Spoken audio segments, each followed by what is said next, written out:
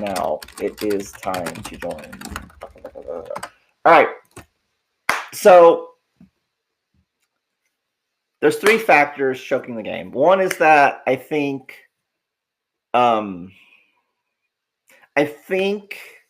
the political meta is like too developed.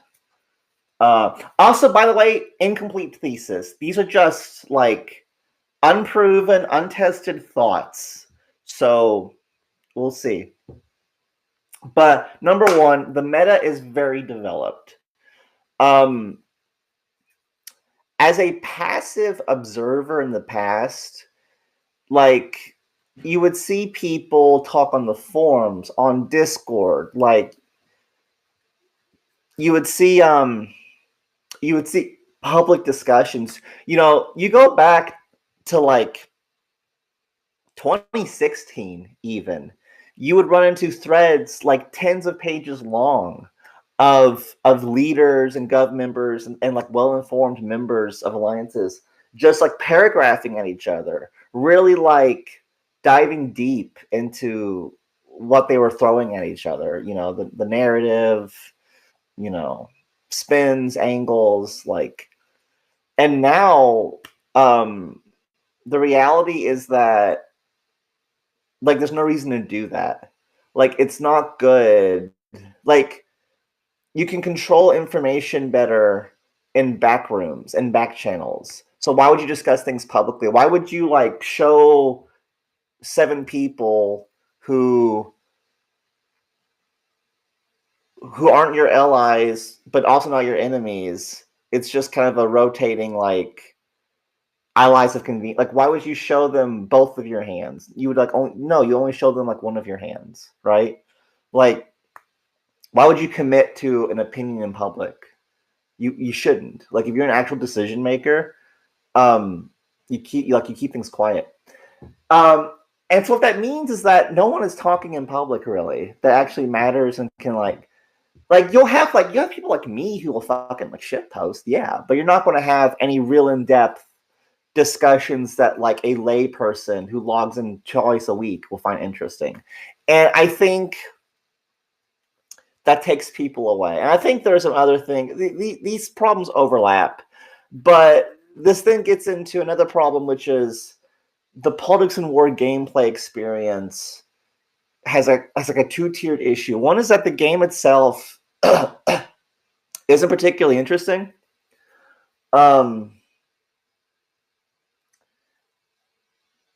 Which is okay, because it's kind of alliance-driven anyways.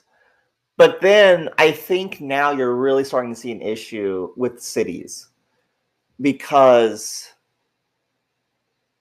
like communities want to rush cities because the more cities you have, 3 city 50 nations can beat up 3 city 49 city nations easier, right? And so you expand that across the whole community or whole block. It's like, okay, yeah, we want as many cities as possible. So get cities, get cities, get cities. Okay. Well, what about the city 20s, the city 30s? It's like you're going to have it like it's in this rush to get cities. I think people get left behind, and I think it does get to a point. I don't think it's there yet, but I think eventually it will get to a point where it's like you're going to have just so much of the game just completely unable to interact with like other parts of the game because you're going to have like city 50 people who can't touch like the city 20s, or in the future city 70s who can't touch the city 30s, and it's like, and so, and also like going back to the meta point, like, and I've seen this being in KT. You know, we tell members when they join, we'll go raid, go raid, go raid, go raid, go raid, so you can get to city 30 or whatever. I don't think we do city 30. I don't remember, but they kind of get sick of it at a point. A lot of them do, and maybe that's a KT issue. Maybe that's our problem, but I think a lot of alliances do something similar though, where it's like go raid, go raid, go raid, which is the best thing to do, yes, but it's like I've been doing this 8 months already. like I've changed jobs, changed school, and in this stupid fucking browser game, I'm still just doing the same things over and over and over again.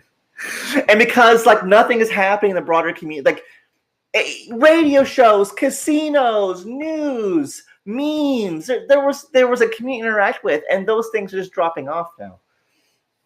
So it's like the meta is too developed, and also the mechanics kind of suck ass.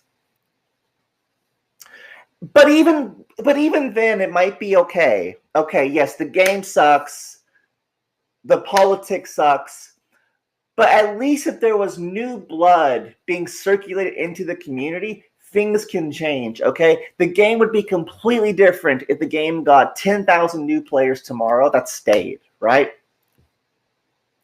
But that's not happening. Go look at the nation count, who's logged in the past 72 hours. Guess what? It's generally stable, but if you go back far enough, the game is down 200 players since like 2013, 2022. Like there is a very slow, gradual decline in who's sticking around, which means two things. Which means not just are people leaving, which is already a problem, but nobody is joining and staying, or few people are. There's an attrition kind of driving the community downward, which means that politics and lore is a closed ecosystem, which is never, well, it can be a good thing maybe in some times, but it puts pressure on communities to stay on the top of their game because they're fighting for a smaller piece of the pie, basically. They're fighting for less and less influence. And so now I got to explain why all three of these problems, which are working in unison to choke the life out of the game, why none of them won't get fixed. Because of that pressure from the lack of new players joining, no alliance has incentive to ease up on the meta, to like try to put like being fun first. Like, no, we have to be on top of our game. We have to do everything right. We have to stay talking in the back channels. Like alliances are so heavily disincentivized to do anything interesting or groundbreaking or anything. Like the game already rewarded like playing it safe and boring. That is so true now as well. So I don't think the politics ever going to get better because all the incentives align against it. I don't think the mechanics are also ever going to get better, and I'm even more confident about this one. I do not think. Okay, first off, it seems like in terms of development, Alex has done checked off. Like he's gone. Like I don't think. Just going by what I have seen, I don't think he wants to develop the game anymore, and I kind of don't blame him. Something to consider when we're discussing the game from a 30,000 point view is politics and lore is a business. Alex is its owner. The game exists to make money, and Alex is fucking making money. People fucking all right. As the good book says, confess your sins before the church. I bought the fucking thing a couple months ago for a year of VR. I did it. I gave him my $80. All right. I did it. I did it in 2013. I did it in 2023. I did it again last year. Okay. I gave Alex my fucking Snap benefits. All right. It is what it is. Okay. But I wanted that year of VIP. I wanted that special edition little icon on my profile. I wanted that cold hard cash, and I fucking got it. And I'll do it again this year. I'll fucking do it again this year. But I don't think I just want to develop the game. And I think there's a couple things. One is that when anybody suggests anything, everyone hates it. There are very few ideas that have like universal approval. That's why whenever we do get a mechanics update, it's like adjusting like a formula slightly. or something. Like it's bullshit. The dev team seems like a black hole. I don't know what's going on there. I don't know if that's where ideas go to die or what, but the dev team doesn't seem to do anything. And then if there is a good suggestion, I like generals, okay? I like luxury goods, okay? There are some ideas that seemed really interesting to me. Any positive mechanic that people like and that would be good for the game, it takes X amount of effort to implement it, and I don't think Alex wants to do it. So there are so many, like, and here's the thing. Let's say Alex does do it. What if people don't like it? And then what if they quit? Or what if they like stop donating? That hurts Alex's business. So once again, all the incentives align to make Alex not want to change the mechanics. So that's never going to improve. I don't think Politics and War will ever get a major update again.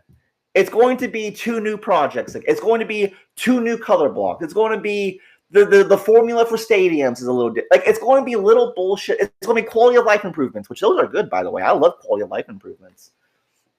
It's going to be little bullshit like that forever and ever. There's never going to be a substantial mechanical change. And if I'm wrong, great. If Alex is like, you know what, I'm going to put some time into this game. I'm going to get some experience programming. I'm going to work on the game a little bit. Let's fucking go. Alex Chad wins. But I don't think it's going to happen. Then we get to the player count one. And Alex does have an incentive to increase the player count because the more active players, the more fucking credit money he makes, right? The more idiots like me will be around to give him money once a year when he does the fucking Thanksgiving sale or whatever. He's talked about this on live stream before when he did those like Twitch live streams. Was it last year or the year before? But basically, all the conventional marketing channels like Facebook, like they're too expensive now. So he doesn't do them anymore. So why should he spend $3,000 on ads with it be unlikely to make some money back? So I don't think Alex is going to put money into marketing because it's risky. And Alex is already making his money, so it's like whatever. So, and like the game doesn't really seem to have like a whole lot of word of mouth. Like I've tried to get 3 different friends to start playing, and they never stayed. Like they would play for a little bit. Some of them would play for months. Some of them would come back like year after year, but like none of them have ever stayed. Okay, I'm the one fucking crazy enough to stay for 10 years. So basically, from the community to the game's mechanics to like the business side, like the game is just fucked. The game is just irreparably fucked, and there's no reason for any of these problems to get better. So, yeah, sorry. I wish I had something better to say. I wish I could be more optimistic. But yeah, there you go. The development of this game is comparable to Yandere Simulator. I actually disagree because at least Yandere Dev made hella money releasing development videos. And also, Alex seems like a decent guy, whereas Yandere Dev is like a creepy guy. Like, wasn't he like trying to fuck around with underage people? Like, I don't know. It seems skeevy. Alex seems like a decent guy. I don't have a problem with him. Sucks that his ex-fiancée took his dog. I think it's what happened. I don't know. But, you know, Alex seems decent. I don't hate the guy. It's like the, you guys know the bell curve meme? Where, like, the dumb guy has opinion A. The middle IQ guy at the top of the bell curve has opinion B. And then the super smart guy at the end of the bell curve has opinion A. Like that's Alex. That's like the Alex thing. Like low IQ people are like, ooh, Alex good. middle of the bell curve people are like, Alex sucks, but then you have me at the end of the bell curve, like, Alex good. Okay, we are okay. We are ending the Alex slander. Okay, at least he stuck around. What happened to the Cyber Nation's admin? He just fucked off, didn't he? At least Alex will like interact some a little bit. Lysander says there's legit a bunch of proposals in the dev team that got popped recently. Actually, pretty cool. Problem is they just never go anywhere. Just fade into the night. Yeah. So I don't know if that's like an Alex problem or what. And like he could hire a dev like a village, but that costs money. And you know, I think just a normal Alex is a businessman, just a normal like cost benefit analysis. Does it make sense to hire someone for part-time like $2,000 a month to work on generals or ships doing damage against planes? Probably fucking not. So, like, why should he do that? Alex has no financial incentive to develop the game, I don't think. And you know what? That might make Alex sound shitty, but it's perfectly rational. Again, the game's a business. So, I don't know. Maybe he could...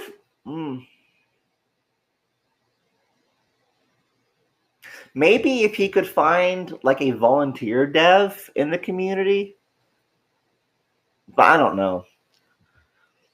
So it's all complicated, but it is what it is.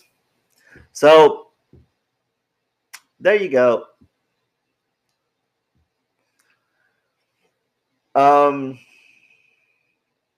Besides that,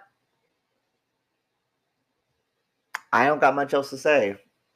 That is roughly my post-mortem for Politics and War. Why I think the game is so stagnant. Why it will never get better. My advice, you know, I mean, I'm still in KT. We're still fucking thugging, but it's like my interest in I don't want to repeat myself from last month when I did the December Thelma Radio. But it's like my life is so poppin'. Like I am touching so much grass all the time now that like I'm comfortable with the idea of Politics and War solely decay. And by the way, this game will still be around for like 10 years. The servers will stay on as long as the game makes Alex like some money at the end of the month. Okay. If after all the expenses that the game generates through like server costs, like whatever expense, software, fucking license, whatever, if the game still like brings Alex like $100 at the end of the month, he will keep the servers on because why the fuck shouldn't he? You know, and as we see with Cyber Nations, you can have a fucking stagnant game mechanically and community wise, and it still hobbles along for years. And I think Politics and War will as well. I play this game 10 years as of the 15th. By the time my nation is 20 years old, it'll still be around. But I think the best days are likely behind. And it's not to say there's not good times behind the future. I think there is. But I don't know. Just like I said, there's just a lot of things wrong with the game right now. And I think it's really hard for any of them to get better. So, whatever.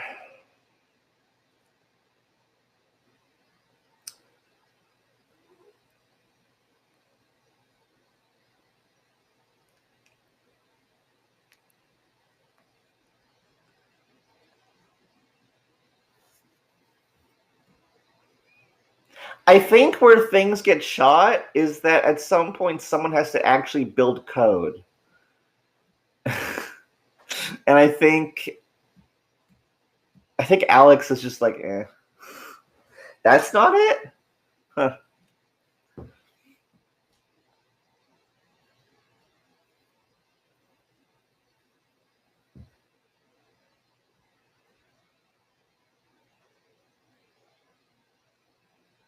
Yeah, hate being. I think that's the way to do it. Is to make your fun. I think it's reasonable.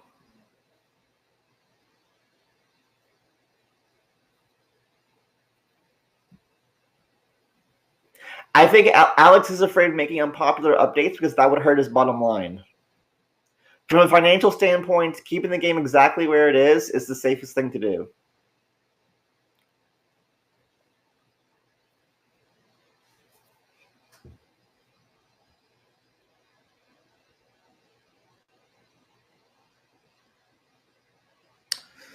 So,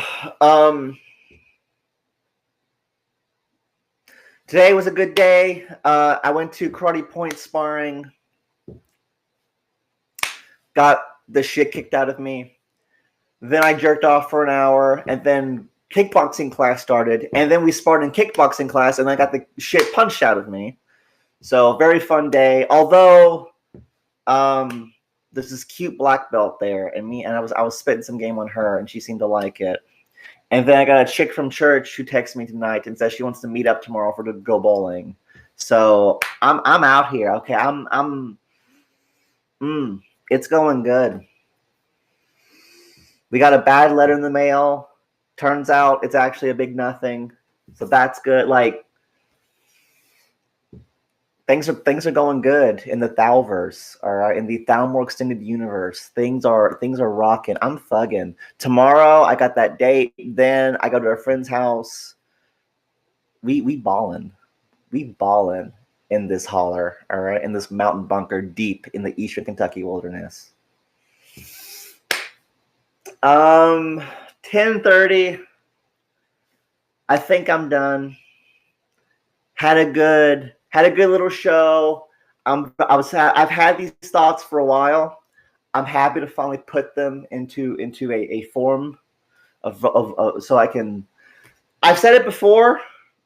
Maybe none of you remember, because I think I would say it once every 20 months or something.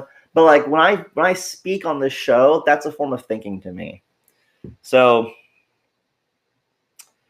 I'm glad to articulate these thoughts. And with that, I think I'm done. You guys got any final things you want me to touch on, talk about, whatever? Those who weren't here last month, Thalmor Radio will probably become a monthly show, because even at bi-weekly, nothing's happening. So just randomly, once a month on a Friday, at some point at night, I will do Thalmor Radio. But yeah, we monthly in this hoe.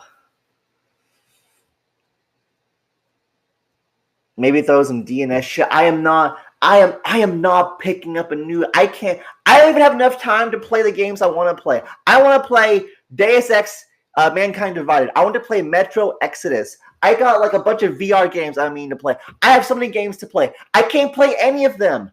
I wake up, go to fucking martial arts, fucking sit in the massage chair for 2 hours. I'm exhausted. I don't have time to play the things I'm dying to play. I can't invest myself into another browser game. I don't care. There's so many more things I would rather do than play another browser game. I have grown up. I have moved on with life. Has it not been enough that I have sunk a decade of my life into this one, starting a major alliance, running it for almost a year, remaining an active voice in it until even today, up until today, and indefinitely, and like fucking doing this show. December made 5 years of Thalmor Radio. Half the time I've been in this game, I've been doing Thalmor Radio. Like I have done enough. I have done enough for the browser game world. What more could you ask of me? What more do you require? What more blood, sweat, and tears? You know how many times I would set an alarm to wake up at an inconvenient time to launch a fucking missile or to declare a war? Has my sleep not been ruined enough? Why must I do more? Why must I do more? I haven't watched Dynamite yet, CCT. Invincible season 3 starts in February and will finish in March. I'm having the guys over. We're going to do a big Invincible watch party in March. And then after that, we're going to do the Daima watch party. It's going to be great. It's going to be hype. It's going to be hype. I've had stuff spoiled for me already because like news articles will pop up with like spoilers. Kind of sucks. Likely April. Yeah, likely April. Oh, you mean an episode after I watch it? Yeah, probably April or May. But Daima is definitely on the list. Just the other day, or just this week, for Dragon Ball Sparking Zero, they released characters from the Dragon Ball superhero movie. So now we got like Beast Gohan, Gamma 1 and 2, Salamax, Orange Piccolo. I'm waiting for one of my friends to come over here in a few weeks who plays Sparking Zero, and we're going to play the new characters together. Obviously, I'm going to be Gohan. Okay, I'm going to start off in his base form, and then just like the movie, base form, okay, get pressured, Super Saiyan, okay, I'm still pressured, Ultimate Gohan, and then finally, Beast Gohan. Oh, it's going to be so good. He likes to play as the two Brolys, because they have unblockable ultimates, which is really gay, but it is what it is. All right, we're done. It's so funny you would mention Future Gohan because Future Gohan and Team Gohan are my mains. Okay, when I pick Future Gohan or Team Gohan, that's when my buddy knows I'm about to get serious. Okay. I have so much. I've played those two characters for so many hours. Oh, all right, we're done. Woo! Thank you guys for tuning in. Truly, I have the best audience, and I will see you guys next month.